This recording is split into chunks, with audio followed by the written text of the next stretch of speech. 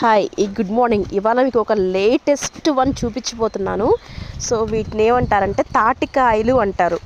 యాక్చువల్గా ఈ కూర్చున్నట్టు ఏంటంటే వీటి నుంచి తేగలు వస్తాయి. ఇవి చాలా హెల్దీ అండ్ ప్రోటీన్ కూడా ఉంటుంది.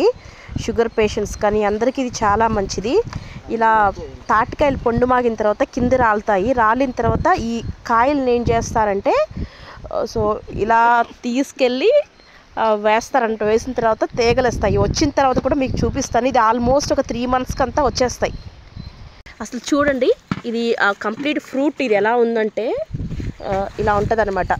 అంటే ఈ కాయలుగా ఉన్నప్పుడు కూడా దీన్ని తింటాము. సో దీని నుంచే మీకు చెప్పనా, తాటి కళ్ళు అనేది కూడా వస్తుంది. ఫస్ట్ తాటి కళ్ళు వస్తుంది, తర్వాత మోము నుంచి వస్తుంది. ఇన్కేస్ తీయకపోతే అవి కాయలు అవుతాయి. కాయలు తింటాము. మనకి ఇవన్నీ విలేజెస్లో దొరుకుతాయి. సిటీలో కూడా అమ్ముతూ ఉంటారు. ఇప్పుడు ఈ మధ్య అమ్ముతున్నారు. వాటిని ముంజుల రూపంలో తీసుకుంటాము. అదేవిధంగా తర్వాత అవి అలానే వదిలేస్తే కాయ ముదిరి పండు మాకి కింద పడుతుంది. ఓకేనా.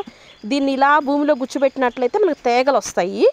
సో ఇది చూడండి, ఒకటి ఆల్రెడీ వచ్చింది. ఇలా ఈ ముట్టికి ఇలా వస్తుంది అనమాట. ఇది తేగ. దీన్ని భూమిలో గుచ్చామంటే బాగా ముదిరుద్ది అనమాట. సో ముదిరిన తర్వాత దీన్ని మనం కట్ చేసుకుని ఉడకబెట్టుకొని తింటాం. సో ఇది ఆల్మోస్ట్ ఎక్కడెక్కడ సిటీస్లో కూడా అమ్ముతూ ఉంటారు. టౌన్లో చిన్న మామూలుగా టౌన్ అలాంటి వాటిలో అమ్ముతూ ఉంటారు. సో ఇదనమాట.